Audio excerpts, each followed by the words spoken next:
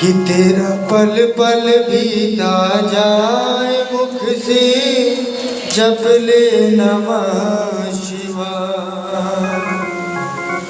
ओम नमः शिवाय, हरि ओम नमः शिवाय। ओम नमः शिवाय, हरि ओम नमः शिवाय। आज शुद्ध जी महाराज शौनकादि ऋषियों को सुंदर कथा सुना रहे हैं। बोलो जय श्री राधे। और परम आनंदित हो रहे हैं। हाँ,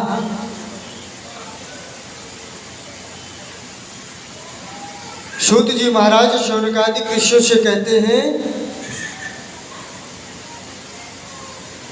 कि देवराज ब्राह्मण का परम कल्याण हुआ। बोलो जय श्री राधे।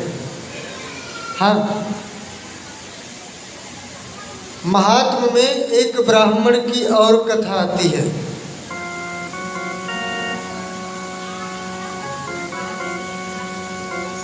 वास्कल नाम का एक ग्राम था। वहां पर बिंदुक नाम का एक ब्राह्मण रहता था। बिंदुक नाम का एक ब्राह्मण रहता था। धर्मपत्नी श्री चंचुला देवी, हाँ चंचुला देवी, बिंदुक ब्राह्मण धर्मपरायण में था, भगवान का भक्त था। एक दिन क्या होता है कि किसी वैश्य के ऊपर आकर्षित हो जाता है और वैश्यागामी हो गया। वैश्यागामी होने के बाद धर्म से विमुख हो गया, भगवान से विमुख हो गया, पाप कर्म करने लगा।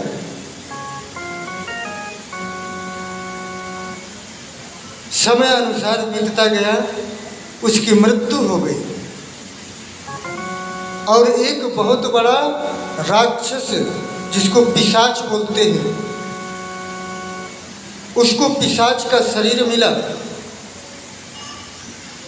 और चंचुला देवी भगवान की भक्त थी, भोलेनाथ का पूजन करती थी। ये जो त्रयोदशी में जो प्रदोष व्रत आता है, ये व्रत करती थी। जब इनकी मृत्यु होती है चंचुला देवी की, तो इनको माता पार्वती का सानिध्य प्राप्त होता है भोलेनाथ के पूजन के बदौलत। अब किसी ने पूछ लिया, महाराज वो तो सब ठीक है, लेकिन पति दुष्ट था, पत्नी जो है भगवान की भक्त थी, तो पति पत्नी तो एक दूसरे के पूरक होते हैं, एक की अधोगति एक की सदगति। तो भैया धर्म पत्नियों को बहुत बड़ी छूट है। बोलो जय श्री राधे। ध्यान से सुनिएगा। माताओं का हृदय देवताओं से मिलता जुलता है, बहुत ही निर्मल और सरल होता है। कोई प्यासा आ जाए दूर से और कह दे कि माँ जी मुझे जल पिला दो, तो बड़े प्रेम से जल पिलाएगी। वहीं पुरुष वर्ग से मांग ले तो खुदा न खास्ता वो डांट भी लगा सकते हैं। बोलो जय श्री राधे। हाँ, और रास्ता बता सकते हैं कि वो हैंड पंप लगा है। बोलो जय श्री राधे। हाँ, ऐसा भी हो सकता है।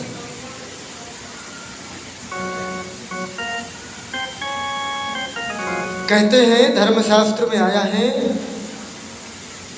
कि धर्म पत्नी पूजा पाठ में दाहिने भाग में बैठती हैं, दाहिने तरफ। कहते हैं कोई भी धर्म कर्म जब हम करते हैं तो बिना धर्मपत्नी के साथ, जो बिना शादीशुदा है उनकी बात नहीं कर रहे हैं, जो गृहस्थ में है, जो गृहस्थ में है, कोई भी सत्कर्म का कार्य करते हैं, अगर पत्नी के साथ करते हैं तो पूर्ण फल मिलता है, क्योंकि धर्म पत्नी है, धर्म पत्नी है, धर्म की साक्षी है आपकी। हाँ, धरती पुत्री कही गई है स्त्री जाति, धर्म पत्नी है।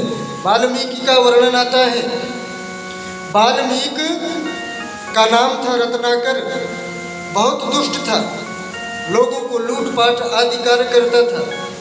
एक दिन नारद जी को पकड़ लिया, बंधन में बांध दिया। नारद जी पूछते हैं, महाराज वो तो सब ठीक है, आप गृहस्थ में हैं, अपने परिवार के भरण पोषण के लिए आप ये चोरी डकैती का कार्य करते हैं, यहाँ तक तो ठीक है महाराज, लेकिन ये जो आप कार्य करते हैं इसमें पाप भी है, तो जो आपके परिवार के सदस्य हैं वो भी इस पाप के भागी हैं क्या? बोले ये तो मैंने कभी नहीं पूछा। बोले पूछ के आओ। रत्नाकर कहता है, अगर मैं पूछने चला जाऊंगा तो तुम यहाँ से भग जाओगे, चले जाओगे। आज सभी ऋषि मुनियों को एक वृक्ष में बांध देता है और घर पहुँचता है। घर पहुँच करके अपनी धर्मपत्नी से पूछता है, अरे भाग्यवान देवी, ये बताओ कि मैं आपके भरण पोषण के लिए लोगों को लूटता हूँ, उनका वध भी करता हूँ, तो इस पाप कर्म में आपका भी कुछ सहयोग रहेगा, आप भी भुक्त भोगी होंगे। तो धर्मपत्नी उनकी पत्नी जी कहती है, अरे महाराज मैं आपकी धर्म पत्नी हूँ, पाप पत्नी नहीं। बोलो जय श्री राधे। हाँ, जो आप धर्म कर्म करेंगे उसमें मेरा बराबर का हिस्सा है, और जो पाप कर्म करेंगे उसमें मेरा कोई हिस्सा नहीं है। बोलो जय श्री राधे। हाँ, रत्नाकर को जब ये ज्ञान प्राप्त हुआ, सीधे दौड़ करके गए, नारद जी को बंधन मुक्त किया। हाँ, पाप के कारण राम राम नहीं कह पाता, मरा मरा कह रहा है। और तप बल रचय प्रपंच विधाता, तपस्या से ही ये प्रपंच चल रहा है। उसने तपस्या की, और जब रत्नाकर ने तपस्या की तो जो कीड़ा होता है एक, जो मिट्टी का ढेर बनाता है वाल्मीकि, वो कीड़ा लग गया। ब्रह्मा जी ने सुंदर दर्शन दिया। रामचंद्र जी का अवतार बाद में हुआ है और उन्होंने वाल्मीकि रामायण लिख दी थी पहले। बोलो जय श्री राधे। ये तपस्या का फल है। धर्म पत्नी कोई भी धर्म कार्य आदि करती हैं अकेले तो पूरा उनका हिस्सा है। बोलो जय श्री राधे। उसमें पतिदेव का कुछ भी नहीं है। पति के साथ अगर धर्म कर्म का कार्य करती हैं तो जो अपना खुद कर रही वो तो है ही, और अगर गांठ बंधी है उनकी।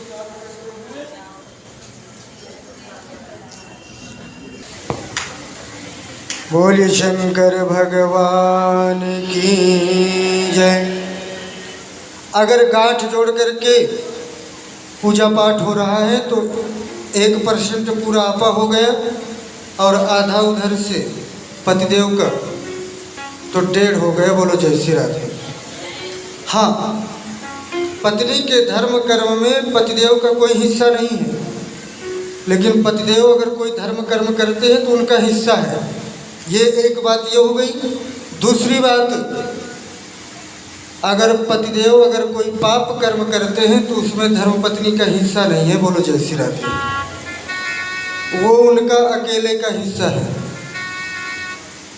हाँ, यदि धर्मपत्नी कोई पाप कर्म करती है तो उसमें आधा चला जाएगा। बोलो जय श्री राधे। किसी ने कहा महाराज ये तो फिर जो है पतियों के ऊपर सरासर अन्याय है महाराज, ऐसा नहीं होना चाहिए। तो किसी संत ने बड़ी सुंदर वाणी कही है कि जब कहीं भी किसी का नाम लिखा जाता है जैसे किसी का नाम है राम दयाल, तो खाली राम दयाल लिखा जाएगा। लेकिन अगर किसी स्त्री जाति का नाम है पुष्पा, कुछ भी नाम है, तो देवी शब्द जरूर लगाएंगे।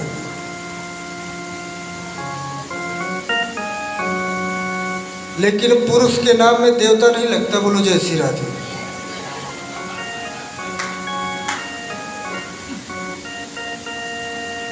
दूसरी बात, जब कोई भी धर्मपत्नी भगवान का पूजन करती हैं तो वो यही कहती हैं कि मेरे बच्चों का, मेरे बहुओं का, मेरे पति का आप हर प्रकार से परमात्मा रक्षा करें, उनके कष्ट मुझे दे दो। तो भैया पत्नी ने आपको सब कुछ दे दिया। बोलो जय श्री राधे। आज चंचुला देवी जैसी ही माता पार्वती जी का सानिध्य प्राप्त करती हैं तो वहाँ देखती हैं कि मेरे पतिदेव नहीं है। हाँ, आज माता पार्वती से प्रश्न करती हैं, अरे मैया मेरे पतिदेव कहाँ हैं? माता पार्वती जैसे ही देखती हैं आंख बंद करके कि वो तो बहुत बड़ा पिशाच है। आज माता पार्वती से चंचुला देवी प्रार्थना करती हैं, अरे माता कोई ऐसा उपाय करें कि जिसके द्वारा मेरे पति की सदगति हो जाए। देखिए कितनी सुंदर भावना है। आज माता पार्वती की जब प्रार्थना करती है तो माता पार्वती जी कहते हैं कि उसके लिए सिर्फ एक ही उपाय है, शिव महापुराण की कथा। बोलो जय श्री राधे। अगर उस पिशाच को शिव महापुराण की कथा सुनाई जाए तो जरूर उनका उद्धार होगा। आज एक माता पार्वती श्री तुम्बरू ऋषि, मेरे तुम्बरू ऋषि का आकार कैसा है? पूरा शरीर मनुष्य का है लेकिन गर्दन के ऊपर घोड़े का स्वरूप है। तुम्बरू ऋषि और नारद ऋषि ये दोनों मित्र हैं। नारद ऋषि नारायण के भक्त हैं और तुम्बरू ऋषि भोलेनाथ के भक्त हैं। जैसे भक्तों में अग्रगण्य नारायण के जो अग्रगण्य भक्त हैं मेरे नारद जी, वैसे भोलेनाथ के भक्तों की श्रेणी में सबसे पहले श्री तुम्बरू महाराज का नाम आता है। बोलो जय श्री राधे। आज माता पार्वती तुम्बरू जी का ध्यान करती हैं। आज वो आते हैं, माता जी आज्ञा। आज माता पार्वती जी कहती हैं कि एक बिंदुक नाम का पिशाच है, उसको बांध करके लाओ और उसको शिव महापुराण की सुंदर कथा सुनाओ। आज तुम्बरू महाराज बहुत आनंदित होते हैं, चलो इसी बहाने हमें भी शिव महापुराण की कथा कहने का अवसर प्राप्त होगा। क्योंकि कथा जो सुनता है और जो कहता है और जो करवाता है सभी का कल्याण होता है। बोलो जय श्री राधे। सूत जी महाराज शौनकादिक ऋषियों से कहते हैं, आज तुम्बरू ऋषि उस पिशाच को बांध करके लाते हैं और सुंदर जो है शिव महापुराण की कथा होती है। और जब शिव महापुराण की कथा होती है तो उस पिशाच का उद्धार होता है। बोलो जय श्री राधे। बोलिए शिव महापुराण की जय। कि एवं मुक्ता ततो व्यासं शानुगो विधिनन्दनः जगाम शोभिमानेन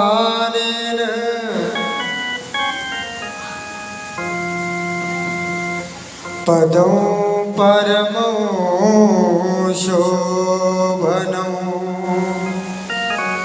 आज भोलेनाथ की कृपा से शिव महापुराण की कथा सुनने के कारण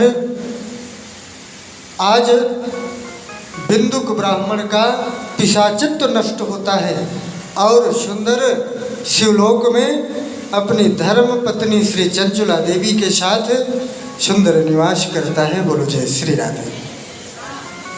भक्ति में वो शक्ति है। हाँ,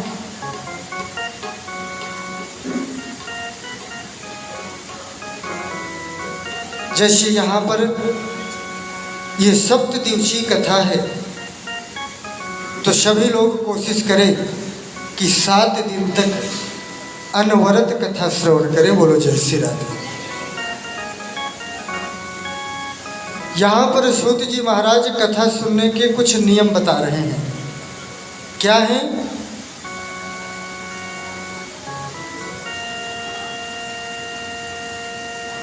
सूत जी महाराज शौनकादिक ऋषियों से कहते हैं कि जो मुख्य यजमान है, अगर हो सके, अगर शरीर साथ दे तो व्रत रह करके सुंदर शिव महापुराण की कथा श्रवण करें। लेकिन आया है भोजनम तू वरम मन्ने, अगर शरीर साथ नहीं देता, क्यों? काया राखे धर्म है। अगर शरीर है, शरीर अगर हमारा स्वस्थ है तो धर्म कर्म होता रहेगा। व्यक्ति का पहला कर्तव्य है अपने शरीर की रक्षा करना। सूत जी महाराज कहते हैं अगर वो 2 टाइम का व्रत नहीं कर सकता तो सूर्योदय से सूर्यास्त तक व्रत करे और सूर्यास्त के बाद भोजन ग्रहण कर ले। यदि इतने में भी तकलीफ होती है तो दोपहर में भी भोजन करें, शाम को भी भोजन करें, लेकिन कथा जरूर सुने। बोलो जय श्री राधे। किसी ने पूछ लिया महाराज जी किसी किसी की भोजन की ज़्यादा आदत होती है। बोलो जय श्री राधे।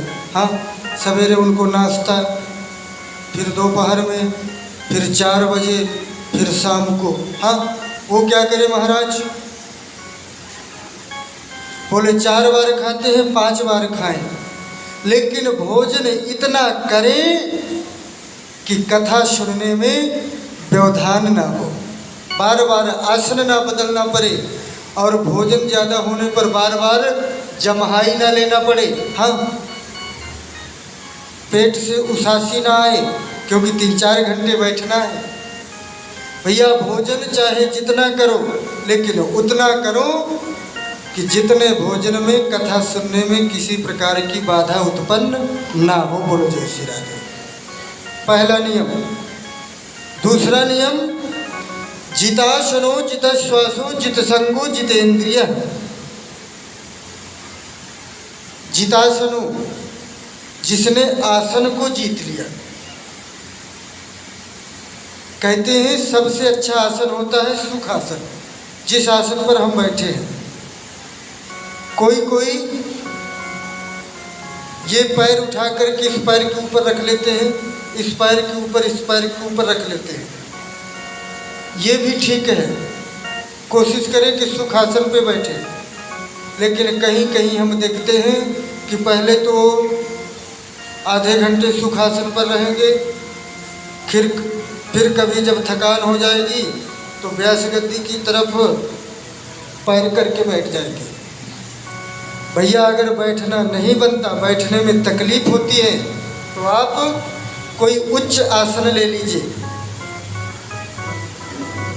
जितासनो जितश्वासो, श्वास को जीतना है।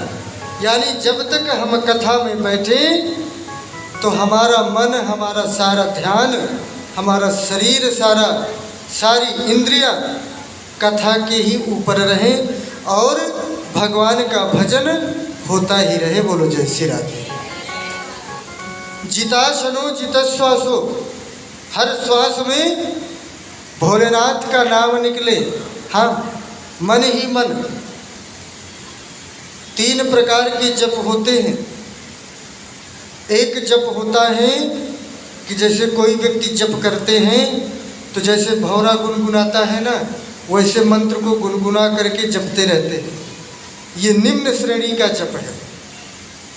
दूसरी श्रेणी का जप ये होता है कि सिर्फ आवाज ना निकले लेकिन ओंठ हिल रहे हों, वो दूसरी प्रकार का जप हो गया, दूसरी श्रेणी का। और जो सबसे उत्तम क्वालिटी का जप होता है उसको अजपा जप कहते हैं, कि ओंठ भी ना हिले, सिर्फ अंदर ही अंदर, मन के अंदर भगवान का स्मरण होता रहे और माला चलती रहे, और ना माला हो तो भगवान का स्मरण होता रहे। सबसे श्रेष्ठ जप होता है। तो हर श्वास में भोलेनाथ का नाम निकले। जिताशनो जितश्वासो जित संगो जितेंद्रिय। कथा सुनने जब आए तो ऐसी जगह बैठे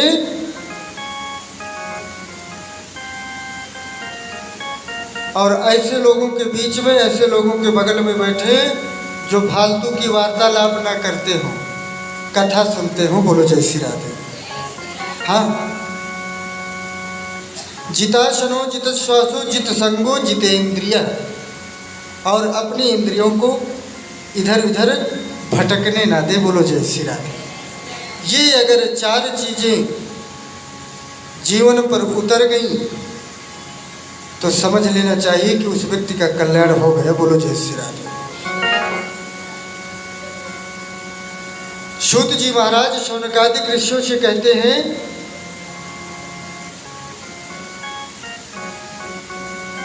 उनको कथा श्रवण के भेद बताते हैं। समाज में, इस संसार में 3 प्रकार के श्रोता होते हैं। हाँ, एक श्रोता होते हैं जो कथा को इस कान से सुनते हैं और इस कान से बाहर कर देते हैं। बोलो जय श्री राधे। वो श्रोता हो गए। सोता, श्रोता, सरौता, सोता। एक होते हैं जो कथा को सुनते हैं इन कानों से और हृदय पर विराजमान करते हैं और विचार करते हैं कि आज हमने भगवान की कौन सी कथा सुनी। कथा सुनना महत्व नहीं है, कथा सुनने के बाद अगर जो कथा हमारे जीवन में उतर जाए वही कथा हमारे लिए ज़्यादा महत्वपूर्ण है। एक होते हैं सरौता। हाँ, कथा में आएंगे तो सबसे पहले सबसे लेट आएंगे। बोलो जय श्री राधे। बाद में आएंगे, बाद में आएंगे हाथ हिलाते हुए और दुनिया भर की बातचीत करेंगे। महाराज सब ठीक है लेकिन थोड़ा पंडाल को ऐसे से ऐसा होना चाहिए, और तो सब ठीक है लेकिन व्यास जी को थोड़ा वैसा होना चाहिए। हाँ, दुनिया भर की कमी निकाल करके शाम को प्रसाद लेके चले जाएंगे। बोलो जय श्री राधे। हाँ, वो सरौता हो गए कि जब तक बैठे रहे cut cut cut cut cut cut चलते ही रहे। बोलो जय श्री राधे। और एक सोता होते हैं, भैया मैया अगर मैं घर में रहूंगी तो बहू ताना मारेगी कि सासू माँ बैठी हैं। बोलो जय श्री राधे। कथा में चली जाऊंगी, ये होगा कि सासू माता कथा में आई हैं, आराम से सोती रहूंगी, झोंके लेती रहूंगी। बोलो जय श्री राधे।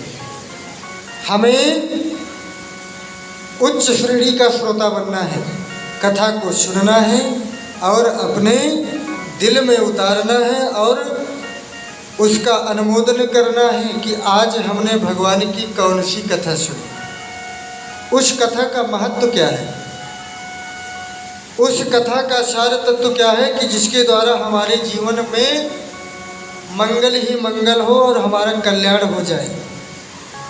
ऐसी सुंदर भावना से भगवान की कथा को सुननी चाहिए। न देवु विद्यते काष्ठे न मृत्तिके पाषाणे च। न देवता मिट्टी में है, न पत्थर में है, न लकड़ी में है, देवता कहीं भी नहीं है। देवता अगर हैं तो देवता हमारी भावना में है कि हमारे अंदर भगवान के प्रति कितनी समर्पण की भावना है। हमारे अंदर ये भावना है कि इस पत्थर में भगवान का वास है और उस पत्थर की हम पूजा करते हैं, हमारी भावना निर्मल है तो हमारी मनोकामना जरूर पूर्ण होती है। बोलो जय श्री राधे। श्रद्धा का महत्व होता है, श्रद्धा और सबूरी, क्योंकि भगवान कहते हैं, क्या कहते हैं कि भाव का भूखा हूँ मैं, भाव ही भवसार है, भाव से यदि वो भजे तो भाव से बेड़ा पार है। भाव का भूखा हूँ मैं, भाव ही भवसार है। परमात्मा कहते हैं भैया मैं तुम्हारी पूजन सामग्री का भूखा नहीं हूँ। हाँ,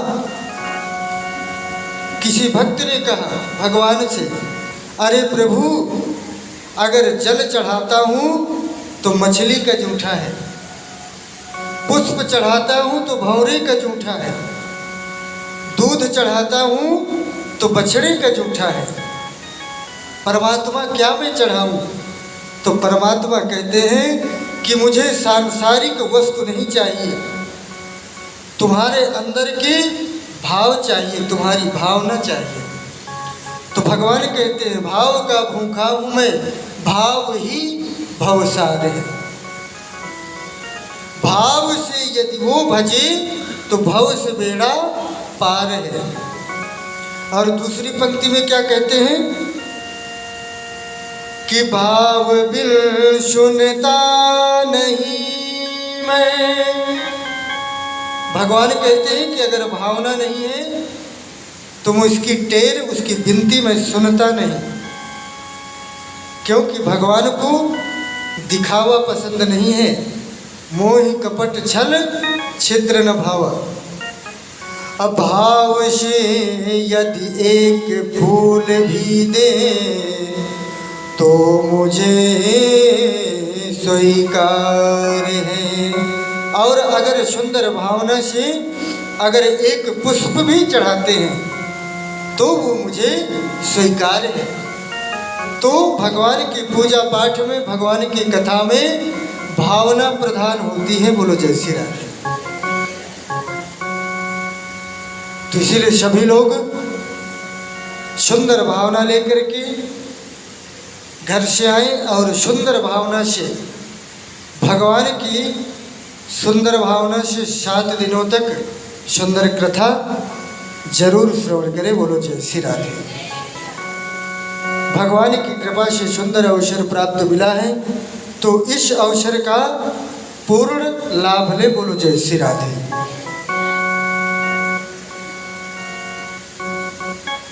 सूत जी महाराज शौनकादिक ऋषियों से कहते हैं कि इस संसार के जो देवता हैं, जो गुरु हैं,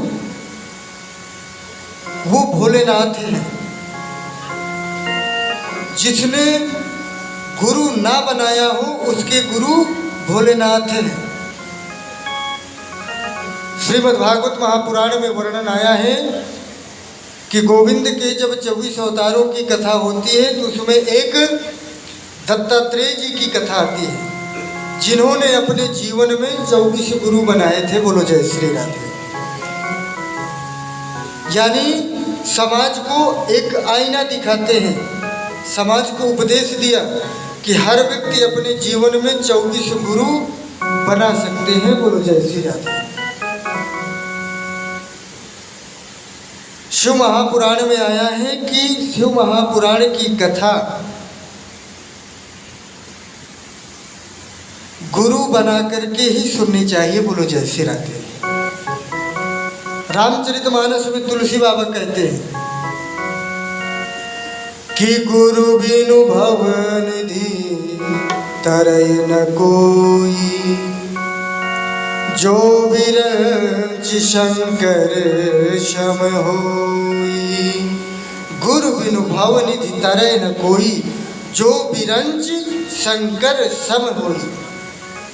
चाहे वो स्वयं भगवान भोलेनाथ के जैसा ना हो, भोलेनाथ ने भी मेरे राघवेंद्र सरकार को अपना गुरु मानते हैं। राघवेंद्र सरकार को मेरे भोलेनाथ गुरु मानते हैं और राघवेंद्र सरकार भोलेनाथ को गुरु मानते हैं। बोलो जय श्री राधे। हाँ, भोलेनाथ राम जी की पूजा करते हैं और राम जी भोलेनाथ की पूजा करते हैं। बोलो जय श्री राधे। हाँ, सूत जी महाराज शौनकादिक ऋषियों से कहते हैं कि शिव महापुराण की कथा गुरु बना करके ही सुननी चाहिए। बोलो जय श्री राधे। कभी कभार क्या होता है कि जैसे किसी ने गुरु बना लिया और गुरु बनाने के बाद उस गुरु की मृत्यु हो जाती है। बोलो जय श्री राधे।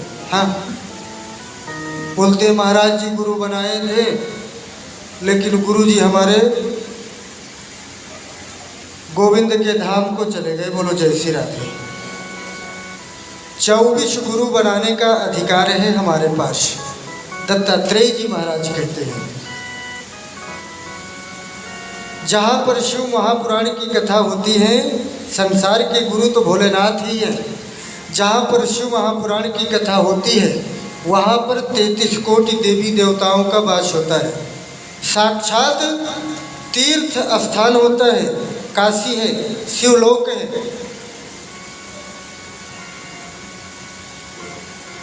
तो जिन लोगों ने गुरु मंत्र ना लिया हो या जिनके गुरु मृत हो चुके हो तो वो गुरु मंत्र जरूर ले लेंगे। बोलो जय श्री राधे।